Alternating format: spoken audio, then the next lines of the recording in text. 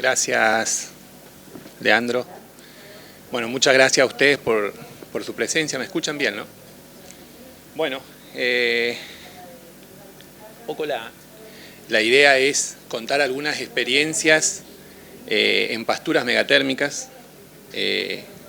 Yo del norte no acostumbrado a las temperaturas que tienen ustedes. Hoy ya con el fresco no sabía qué ponerme. Vengo bien de lo tropical argentino, así que bueno, las megatérmicas son algo parecido a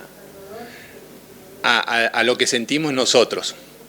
Bueno, en cuanto a todo lo que se refiere a pasturas, es un poco el concepto de utilización y de ubicación es de la misma forma que cualquier otro cultivo.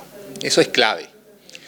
Lo que tenemos en el norte de Argentina muchas veces es que el concepto de la incorporación de pasturas es básicamente tirar semillas, ¿no? Y es parte de los grandes fracasos que se dan por las fallas en la implantación. No se tienen generalmente en cuenta cuestiones clave del ambiente en donde se va a desarrollar esa planta.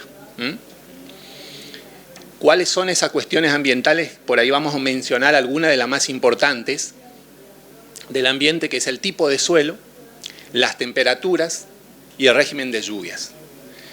En este tema es clave porque hoy en Argentina y en el INTA, en donde yo trabajo, puedo decir de que en gran parte todos los ambientes que tenemos en el norte argentino, independientemente del lugar, hay tecnologías en pasturas.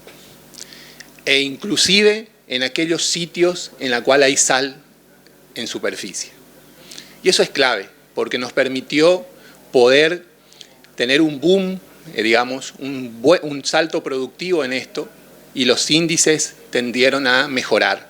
Hemos incrementado en los últimos años esta superficie, motivado justamente por el abanico de especies megatérmicas para cada uno de esos ambientes. En cuanto al tipo de suelo, vamos a tener una breve descripción de las especies que se adaptan a los suelos arenosos del norte, a los suelos arcillosos y a los francos, levemente. Y algunas, van a haber algunas especies que ya hoy están difundidas en gran parte de la Argentina por su tolerancia o por su plasticidad a adaptarse a distintas condiciones ambientales. Y eso es lo que tiene la megatérmica. Si bien su sitio de crecimiento está en el norte, vamos a tener cultivos de especies de megatérmicas, inclusive al sur de Buenos Aires, en Bahía Blanca, acá en Rosario. Hay posibilidades de poder instalar cultivos de pasturas megatérmicas. En cuanto a, como decía, en tipo de suelo, temperaturas, eso es clave.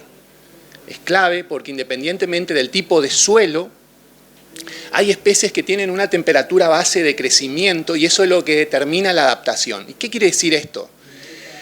Hay especies que no toleran las bajas temperaturas.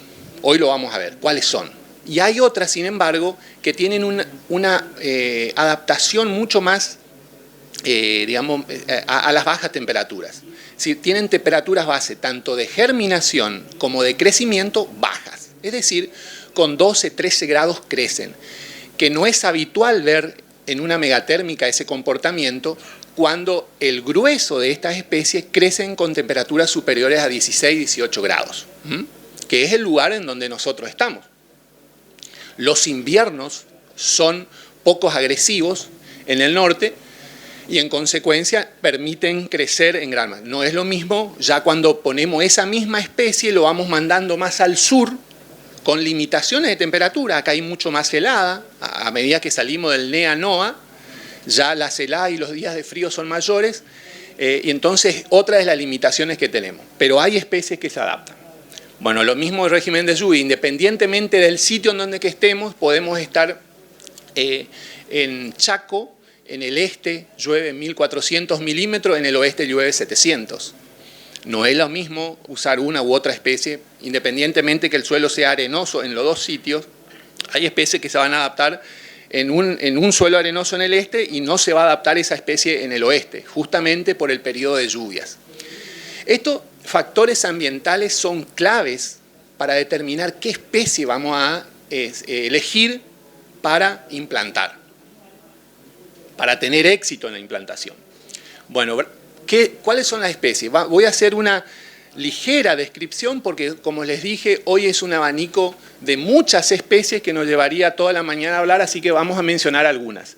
¿A qué me refiero? Nosotros, este tipo de suelo, los suelos de clase 2, de clase 3, están hoy, esa fertilidad está expresada en los montes en el norte.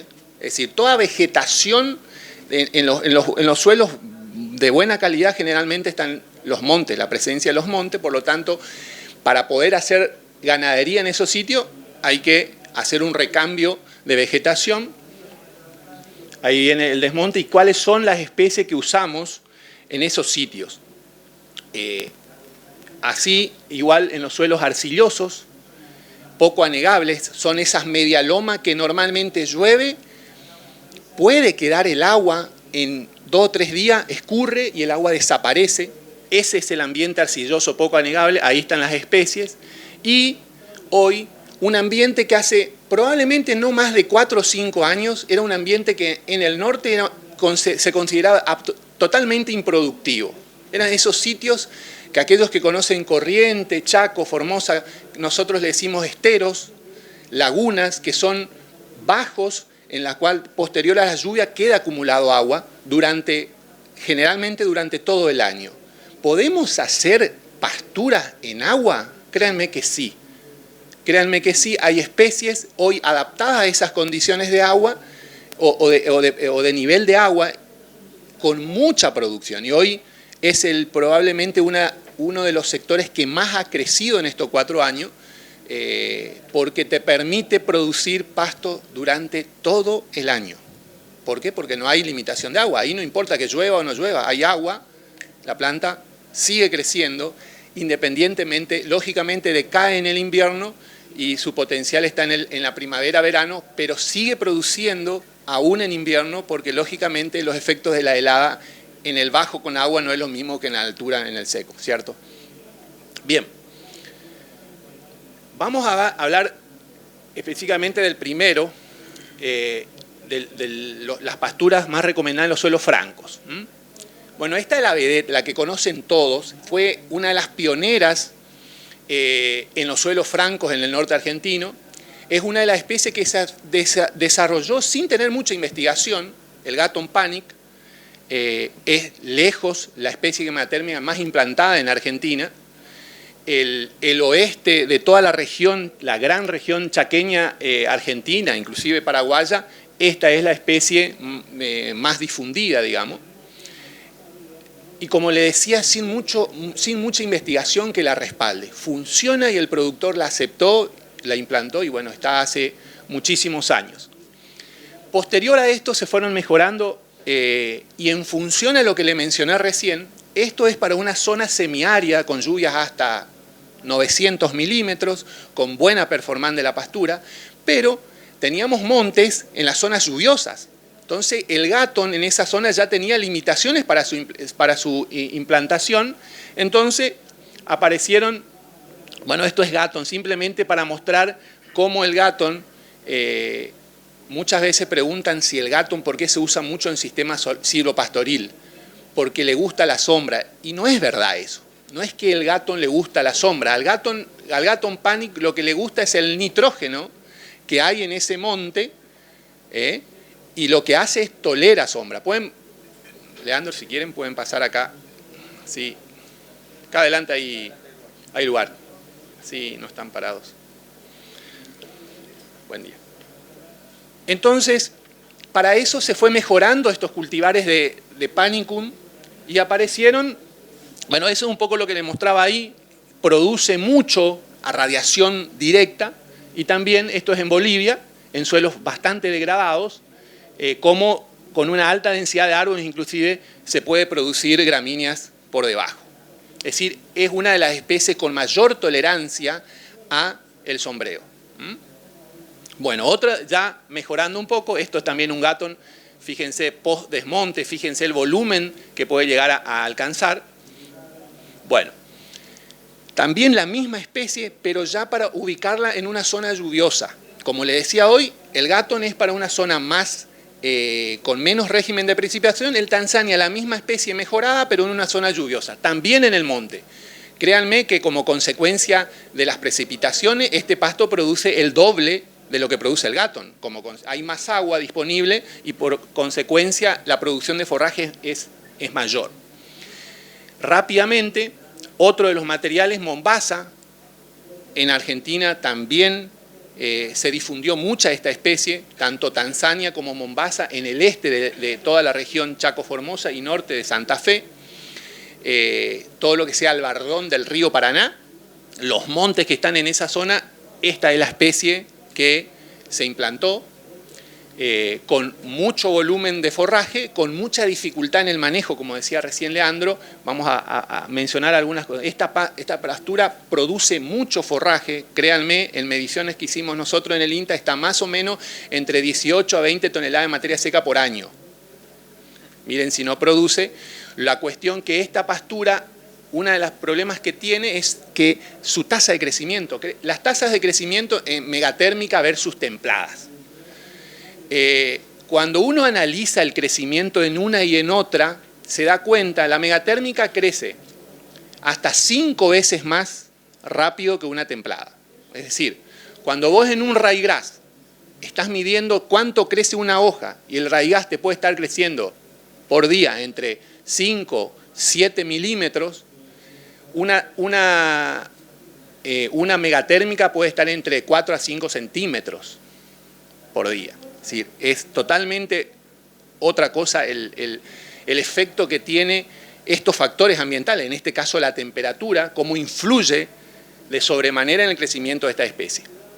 Bueno, otro de los materiales, estos ya son materiales un poco más nuevos. Suri también vino de Tanzania, que este fue el original, el primero de todos, y Mombasa después. Suri ya es un material nuevo. En Argentina están no más de 3 o 4 años, es de origen brasilero. La ventaja que tiene en comparación de las otras dos es que no tiene un mamata o un tamaño de planta tan alta, lo cual no dificulta tanto su pastoreo. ¿Por qué digo esto? Porque cuando los Tanzania y los Mombasa se pasan, son más altos que yo y las vacas no pueden alcanzar las hojas que están creciendo arriba y por lo tanto mucho material se pierde. Este material no es tan alto, por eso se usa bastante, es este.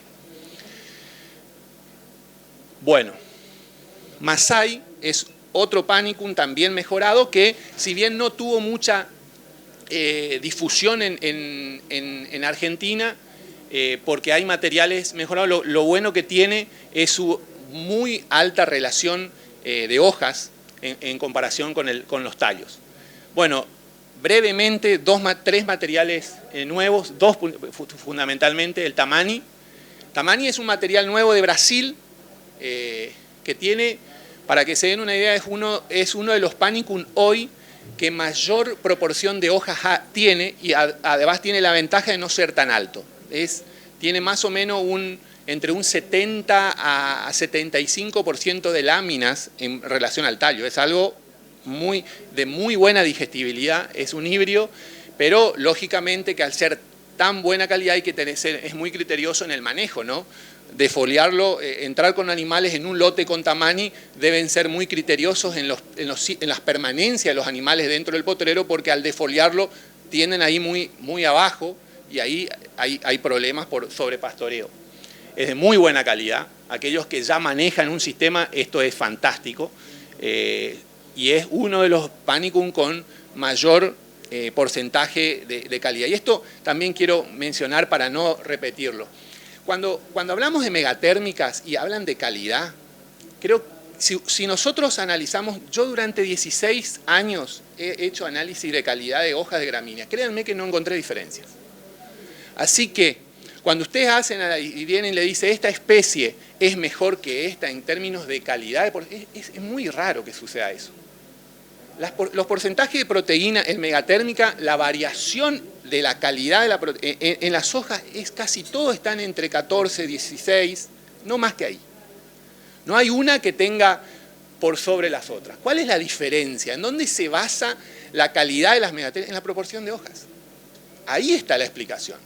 No es lo mismo tener 14% de proteína en dos especies iguales, en donde una tenga 70% de hoja y acá ya 40%. Lógicamente, esto que tiene 70% de hoja, hay mucho más proteína por metro cuadrado que lo que puede tener la otra. Es decir, eso es clave. Exactamente, en términos de proporción son muy parecidas todas. Si uno analiza Gramarrodes, Vicantio, Pangola, Cetaria, Gatton, se van a dar cuenta que todos están entre 14,5, 15, 14,7, 16 y por ahí algunas veces, según los estadios. Pero si uno analiza, como debe analizar, todas en la misma edad de las hojas, no hay mucha variación, no hay diferencias estadísticas, esa es la verdad. Ahora, si vos analizás proporción de hoja entre una y otra, ahí sí hay diferencia, que es un poco lo que establece la carga, ¿no? Y eso es un punto clave de los saltos productivos que ha tenido el NEA y NOA con la incorporación de pasturas.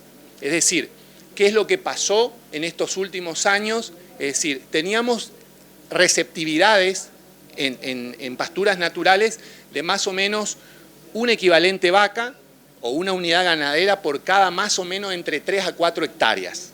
En pasturas nativas, ¿sí? Los pajonales del norte. Cuando pasamos a incorporar pastura, independientemente del ambiente, pasamos hoy a tener un animal por hectárea, o probablemente 1.2, 1.3, que es lo que te permite la megatérmica, en comparación de unas templadas. Que es lo que en realidad la única comparación, si vos analizás los dos sistemas entre templadas, la tropical lo que te permite es aumentar la carga, porque hay mucho más volumen de pasto y en consecuencia la productividad en una megatérmica es probable que puedas lograr mayor que una templada. Pero la templada es de mejor calidad, pero no hay tanto volumen. Bien, bueno, este es otro material Kenia, que es otro de los híbridos también del mismo origen, Brasil, Embrapa Monte Grande, que también que tiene bastante promisoria, tiene no más de 2 años en Argentina, que bueno, lo estamos evaluando, hasta el momento tiene muy buena performance, muy parecida a sus primas que mencioné anteriormente. La ventaja es que no son materiales tan altos. Para que se den una idea de qué yo digo cuando conocen todo lo que es una caña de azúcar, bueno, Tanzania y Mombasa llegan hasta casi esas alturas. Por lo tanto, poco más baja, por lo tanto es difícil manejar, largar animales. Entonces, estos materiales lo que hacen es que ubican las hojas más abajo. Al no tener tallos tan altos, las hojas son más fáciles de ser defoliadas, en consecuencia es mejor para el manejo. Otra de las especies, ya esto sí, bastante difundido en Argentina, en ese mismo ambiente de monte, sacamos el monte, suelos de mucha fertilidad, es el mulato o comber hoy en Argentina. Esto sí no tiene tan buena tolerancia a la sombra como lo tenían los panicum, pero en cuanto a calidad y en cuanto a proporción de hoja, esto es superior al Gatton. La proporción de hoja de este híbrido es bastante mayor que lo que puede presentar un Gatton o todos los panicum que mencioné. Y otra de las ventajas que tiene es su rápido rebrote. La desventaja es que es bien tropical. Esto es calor. Esto no lo podés mandar al sur, ya saliendo del norte, porque tiene temperaturas bases de 18 grados. Entonces, ya cuando hace frío, esto créanme que cuando viene la primera helada es un papel de diario que le damos de comer a los animales. Muy dura. Se pasa, otra esto es un híbrido, esta ya es una Brachiaria brisanta, el cultivar piatá es una de las más difundidas, si bien Marandú era la original, hoy esta es la líder por su comportamiento, por su forma de crecer, se adapta muy bien a los sistemas nuestros de pastoreo, es mucho más cespitoso que erecto que lo que es la... ¿Y qué ventaja tiene que sea erecta y rastrera? Cuando uno largan los animales a un potrero, uno debe tener mucho más ojo cuando la pastura es erecta que cuando es rastrera. No se olviden que las especies erectas, sus órganos de reserva están en el tallo. Si uno se pasa y se olvida de abrir la tranquera para que los animales salgan y quedan un día más, esa defoliación o esa mayor intensidad de pastoreo es mucho más digamos, dañina para la planta, que lo que podemos hacer en una planta rastrera, que al tener el tallo al ras del suelo, los animales no pueden comer el tallo. Entonces sus órganos de reserva están más cuidados. Esa es un poco la diferencia entre una planta erecta y una planta rastrera. Una planta rastrera, voy a decir por única vez, es la única que nos permite un sobrepastoreo. Una planta erecta nos va a permitir un sobrepastoreo, pero las consecuencias, vamos a tener menos densidad de planta, va a rebrotar más lento porque le sacamos parte de las reservas. Bueno, Gramarrode es la última de ese ambiente que la utilizamos en este tema hay muchas especies, ahora vamos a tenernos más en el próximo. La ventaja que tiene es justamente su adaptación a las temperaturas, y al tipo de suelo. Hay una variabilidad. Hoy en Argentina, para que sepan, hay 13 materiales de grama difundidos, muchos son originarios y mejorados acá en Argentina, así que bueno, eso vemos en este punto. Los suelos arcillosos que tienen anegamiento pero muy temporario, es decir, son todos esos sitios de pajonales que tenemos en el norte, que podemos tener, aquellos que conocen norte de Santa Fe, en Reconquista, llueve, queda el agua 3-5 días y el agua se va por escurrimiento. Los suelos son bien arcillosos, lavados, no hay mucha materia orgánica en superficie. Las gramas son las más utilizadas probablemente por su adaptación a esa condición ambiental. ¿Cuáles son? Básicamente y ligeramente la clasificación que hay en las gramas. Las gramas hay dos grandes grupos, las tetraploides y las diploides. En este punto las tetraploides tienen lógicamente una mayor producción forrajera y en Argentina, si bien no hay muchos materiales que podemos ofrecer en este grupo. Hay 3 o 4 que ahora lo menciono. Sin embargo, en las diploides está el grueso, que ahora vamos a ver cuáles son. Las tetraploides, que son las gramas que probablemente se pueden utilizar hasta sur, en toda esta zona hay experiencias ya en grama en los suelos salinos sódicos, de la zona central, digamos, o alcalinos, creo que también, hay experiencias en grama. Nosotros lo usamos mucho en esos suelos pesados con salinidad, suelos que prácticamente no hay casi nada de materia orgánica, se lava por una cuestión de pendiente, el agua escurre y me lleva toda la materia orgánica, quedan los suelos muy expuestos. Bueno, la grama es uno de los pocos materiales forrajeros megatérmicos que se adapta a esa condición. No le pidan producir mucho en esa condición porque son suelos pobres, pero hay una cuestión. Al cabo de unos años, si bien produce poco, el hecho de estar presente esta especie va reteniendo agua, va reteniendo más la materia orgánica y al cabo de unos años hay una sustancial mejora del suelo, más cuando incorporamos algunas leguminosas combinada con esta. Bueno, como dice suelo salino, su característica es la grama, tolera el anegamiento, que es lo que mencionamos recién, los suelos arcillosos, floración tardía, y esto es una ventaja. ¿Por qué puse floración tardía? Porque tiene un periodo vegetativo muy largo, es decir, empieza a rebrotar, ya ahora en septiembre, en mediados de agosto, ya las gramas empiezan a rebrotar. Es una ventaja porque son los primeros lotes en los cuales después de invierno empezamos a alargar los animales. Son los primeros lotes verdes. Las gramas ya empiezan a rebrotar con los primeros calores porque tiene una temperatura base bastante baja. Entonces uno rebrota rápido y se pueden recuperar. Bueno, buen valor y con mucha producción de semilla, uno siembra grama y tienden a aparecer en otros potreros rápidamente. Bueno, vamos un poco más rápido. Bueno, estos son los materiales en Argentina y voy a detenerme un poco en los dos cultivares de INTA. Estos materiales se mejoraron en función, había muchos suelos en Argentina expuestos ya cuando venía el agua, se iba el agua por evaporación, quedaba la sal en superficie. Que nosotros en el norte lo decimos los blanquizales. Estos blanquizales, créanme, son suelos pesados. Si uno pasa el dedo, es cloruro de sodio en muchos lugares. Bueno, estos dos materiales adaptados a esa condición, Épica y Santana, fundamentalmente Épica, que fue el primer material, muy adaptado a esa condición de salinidad en superficie, que produce a medida que pasa el tiempo, es todo lo contrario de lo que sucede en las otras especies. A medida que pasa el tiempo, estas pasturas van mejorando su producción como consecuencia de que al haber más pasto, al haber más materia orgánica, al haber menos escurrimiento por el frenado que generan ellas, al cabo de un tiempo mejora su stand de planta, mejora su productividad.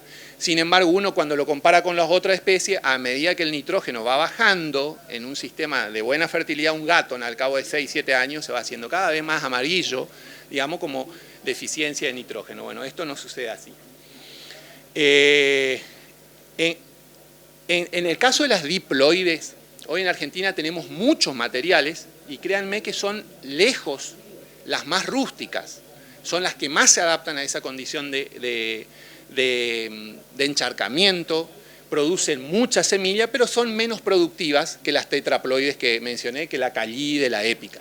En el caso de las diploides producen un poco menos, pero se adaptan mucho más e inclusive son las que se usan por fuera del NEA y el NOA, que ya hay experiencia en varios lugares de la pampa, digamos, de la pampa húmeda argentina con muy buenos resultados. Lógicamente que se acota mucho su crecimiento por una cuestión ambiental. Acá el frío llega mucho más rápido, el frío dura mucho más tiempo, en consecuencia todo ese periodo la grama está seca.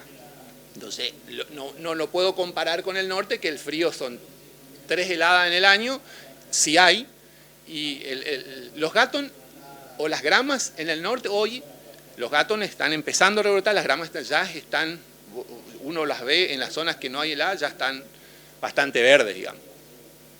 Bueno, perdón. Puse algunas, las más difundidas, Catambora y Pioneer son las originales y estos probablemente son los materiales más difundidos, digamos. Una foto simplemente, porque cuando yo le mostraba, su tolerancia a la sombra es muy baja. No hay, esa flor que ustedes ven es Gatton Panic, las gramas están acá por fuera, eso que ven ahí es grama, esto que está abajo largo es Gatton. Ahí un poco muestro de qué es una tolerante y las gramas en este caso que tienen muy baja tolerancia a la sombra. Entonces cuando uno mezcla con alguna otra especie hay que considerar de que esta es muy baja y nosotros sí lo debemos mezclar. Cuando hacemos pasturas, el NEA, el NOA, uno sale de un potrero y entra a otro y es otro tipo de suelo, porque es así. Uno va a Corrientes, salís de una laguna, en los esteros, no sé si conocen, pero pasás un monte, después bajamos a Formosa, Chaco, es así, norte, Santiago del Estero también. Es decir, no hay una homogeneidad, entonces lógicamente que debemos mezclar especies en función al tipo de suelo que hay en el potrero. Vamos a encontrar suelos arenosos, hacemos 100 metros y hay un bajo, ya es un suelo arcilloso, lógicamente que hay que mezclar especies para zonas arenosas con especies para zonas arcillosas. Esta es una de las que nos permite hacer eso, por eso pongo esta foto. Dicantio es otra, fíjense, esto es un lote bien sobrepastoreado a la salida del invierno. Es el único momento en el que uno se puede permitir este concepto. ¿Por qué? Porque lo único que pastorea es parte de la planta muerta. Es decir, defoliar hojas secas a la planta no le hace nada, a la salida del invierno. Si uno defolia intensivamente al inicio del invierno, estas megatérmicas van a tener expuesta su órgano de reserva a las heladas y posiblemente vamos a tener algún efecto. Si hacemos eso a la salida del invierno, las consecuencias ya no van a ser tan, al contrario, son benéficas porque mejoramos la entrada de luz, mejoramos la entrada de luz. No es lo mismo tener un gatón seco pasado de 1 metro para la salida del invierno, en la cual no se olviden que la radiación debe llegar a la mata, en donde se estimulan los nuevos macollos para germinar, que tener un gatón bajo de 20 centímetros que vos lo pastoreaste para mejorar la entrada de luz. La explosión del rebrote, créanme que es con el sobrepastoreo es mucho mayor que... Hablo de sobrepastoreo, en realidad no es sobrepastoreo, es comer un poco más bajo para que se elimine toda esa biomasa seca. Bueno, acá simplemente muestro, esto es mezclado con Gatton en Formosa, eso es plantas de Gatton y todo esto es grama. ¿Por qué está la grama ahí? Justamente porque es un suelo arcilloso, ahí se sembró Gatton y grama. Cada una está en el ambiente que es líder. Cuando hay mucha fertilidad, es muy probable que el Gatton sea la que domine el terreno, las gramas van a estar en esos charcones que hay, se acumula agua. Dicantio, rápidamente, es otra de las especies también muy difundidas, probablemente la especie megatérmica más palatable que conozca. Dicantio es lejos una especie que si ustedes largan los animales y tienen una diversidad de especies megatérmicas, los animales por una cuestión van a ir a comer esto primero. Es algo interesante, muy, muy palatable, produce muchas semillas, ya está casi naturalizada en el norte de Argentina, en las banquinas de la ruta hay mucha presencia de esta especie y se mezcla mucho con grama, compite por el mismo sitio, son pasturas distintas, producen diferente, las gramas producen más, pero esta tiene mucha producción de semillas y cubre muy bien el suelo, lo cual también es un beneficio porque te impide la aparición de malezas. Bueno, pangola, otra especie, es fíjense, acá no hay malezas. ¿Por qué no hay malezas? Justamente por el porte. Fíjense, qué importante es cubrir el suelo.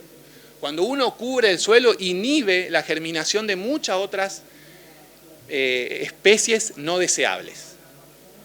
El pangola es una especie rastrera. Fíjense que siempre las especies, y estamos hablando de especies y yo hablo de estructura, las rastreras siempre cubren mejor el suelo y en consecuencia siempre hay menos malezas. Por eso es importante empezar a analizar también el concepto de estructura, porque uno cuando habla de especies erectas siempre tiene invasión de malezas que en el caso de las rastreras es poco probable que lo tengan.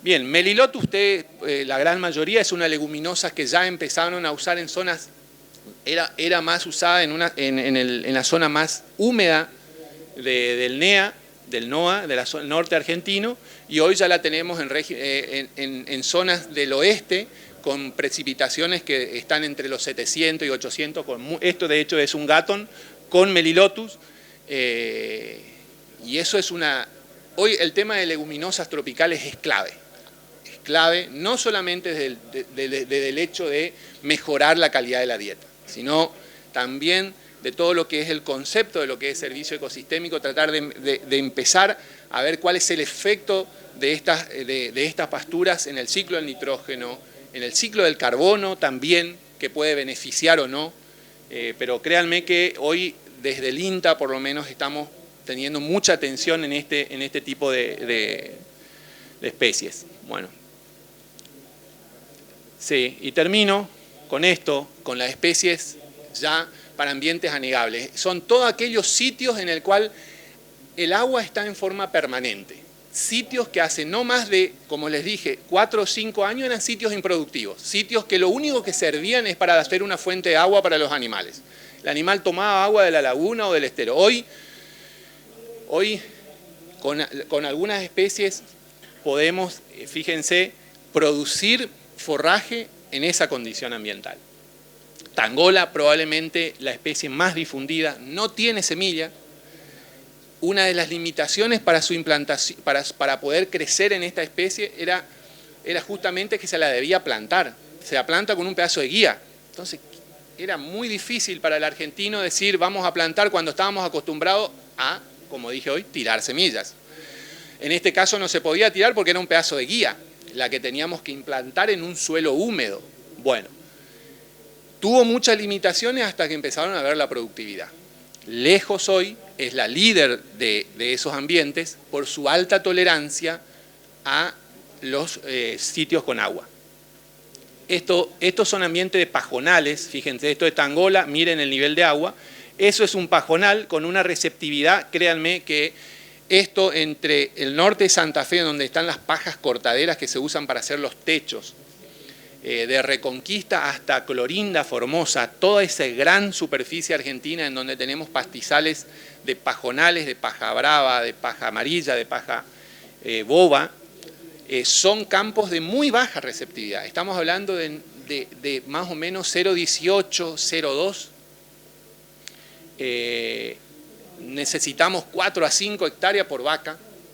Lo único que come el animal son todas las especies que están entre matas.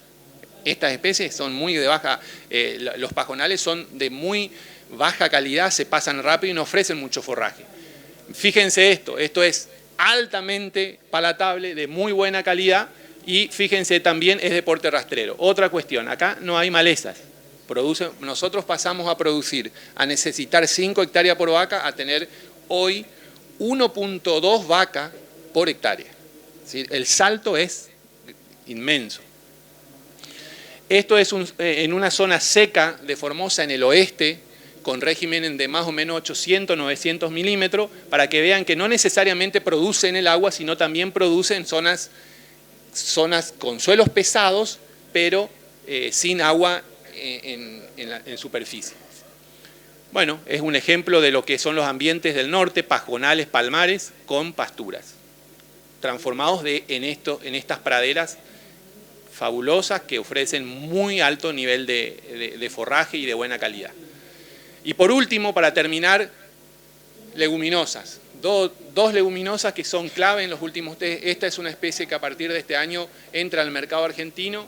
Es una especie nativa que desde hace más o menos unos 8 años la venimos trabajando. Aquinomene es una leguminosa arbustiva.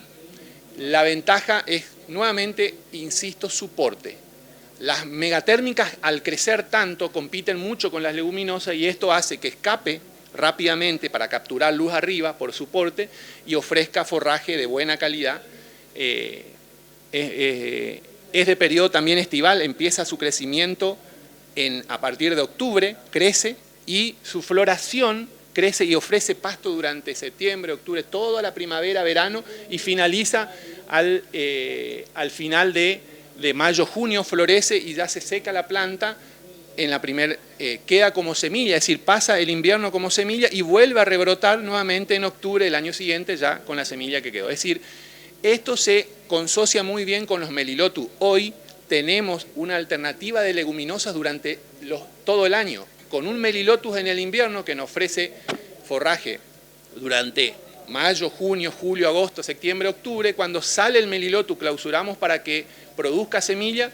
Esto está empezando a germinar y nos empieza a ofrecer forraje a partir de noviembre. Esto es bien adaptado para suelos pesados, inclusive con agua. Es decir, por eso es una especie muy importante y muy tenida en cuenta por esta gran superficie que les mencioné que ocupan estos suelos pesados de pajonales. Y la última, una de las especies que más creció en estos últimos tiempos, la leucaena, que viene teniendo cada vez más espacio en los sistemas ganaderos del norte, pero ya es una leguminosa arbórea. Ofrece mucho forraje, lógicamente que tiene cierta dificultad de pastoreo porque rápidamente se va haciendo árbol, estamos trabajando en eso, pero el aporte por la defoliación, el aporte de nitrógeno es muy alto en comparación de las otras. Justamente cuanto más grande la planta, más fijación hay, no solamente por las raíces que todos sabemos, sino que por la misma defoliación, que no es lo mismo que caiga una hoja con 22% de proteína en un suelo y eso va aportando nitrógeno al sistema. Bien, estos son sitios, así lo manejamos a las leucaenas. Leguminosas, gramíneas, esto es Tanzania y Mombasa, también hacemos con braquiaria, es a la altura de pastoreo y bueno, lógicamente que al cabo de unos años este tipo de leguminosa necesita incorporar alguna mecanización para volverlo, pasamos un rolo, rompemos todos esos árboles, lo incorporamos al suelo para que vuelva a rebrotar porque si no necesitamos una jirafa para comer porque se van muy arriba. Leandro, me pasé, pero gracias. Gracias.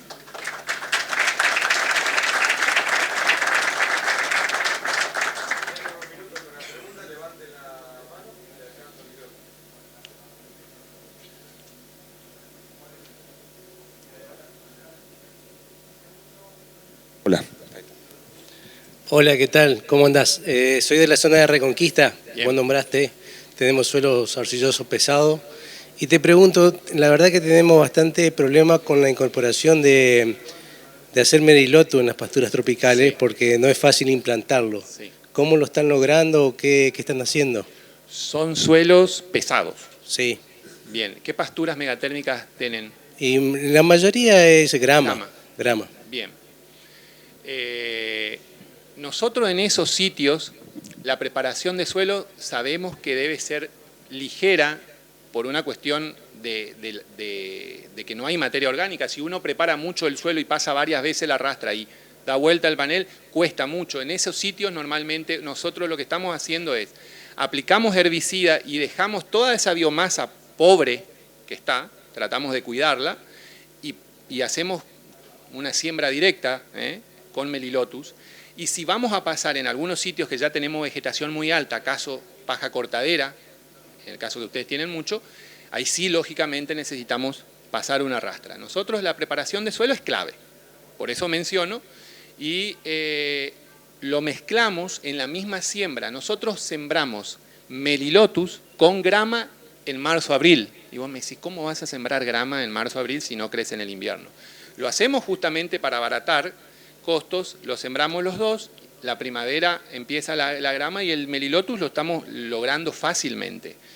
No sé si es por una cuestión de densidad que te está costando implantarlo o una cuestión de preparación. Probablemente alguna de esas dos cuestiones puede llegar a ser el motivo pero lo clave es que trates de lograr, antes de la leguminosa, una gramínea.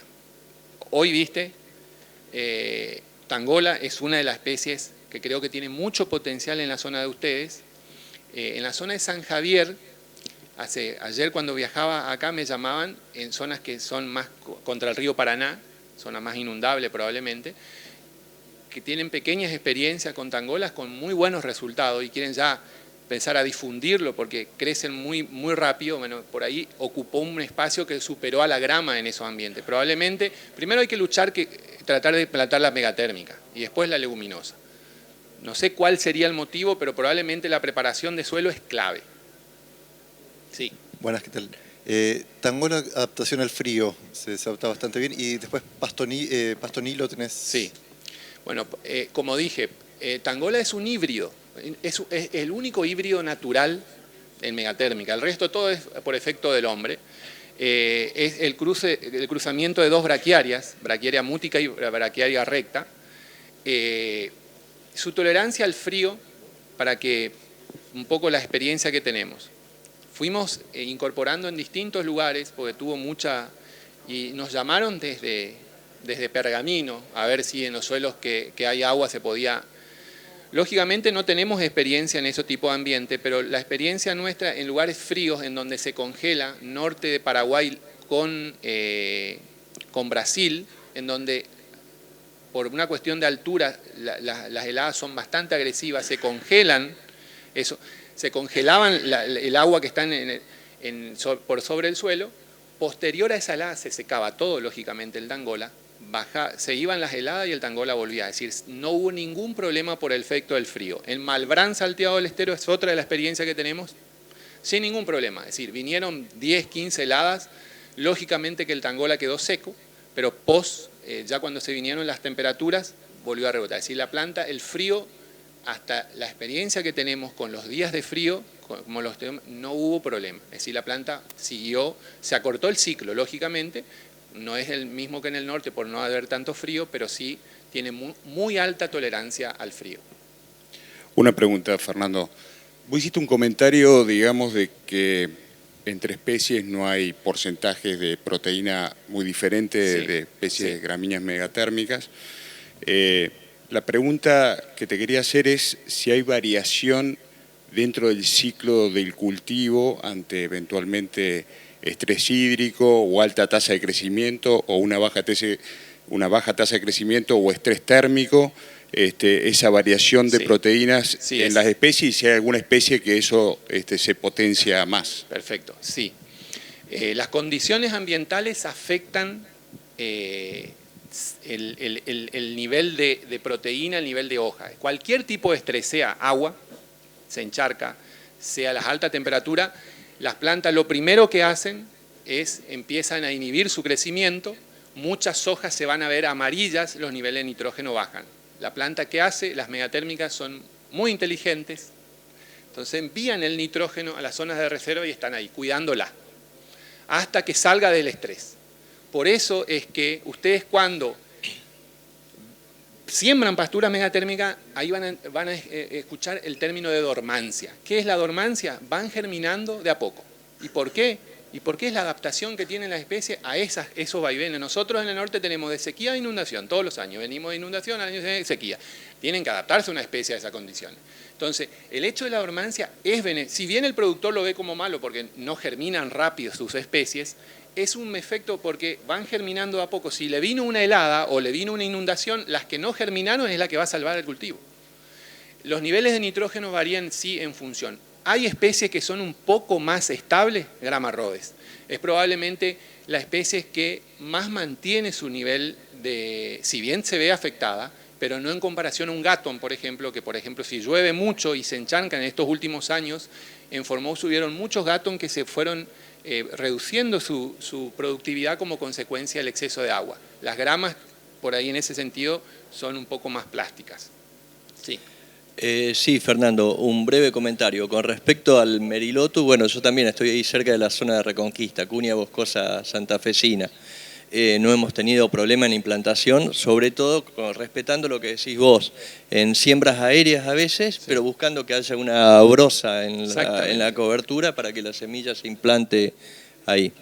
Y lo que te quería preguntar a vos era si tenías experiencias en implantación, en siembras aéreas, o qué tipo de siembras, sobre todo en lugares donde tenemos un monte y que es difícil entrar con máquina, o cómo tratar de implantar algo ahí abajo. Bueno, cuando uno piensa en siembras aéreas, sea la máquina o con avión o como sea, siempre el concepto es, hay que tener claro, cuanto más grande es la semilla de una tropical, más necesidad tiene de preparar el suelo.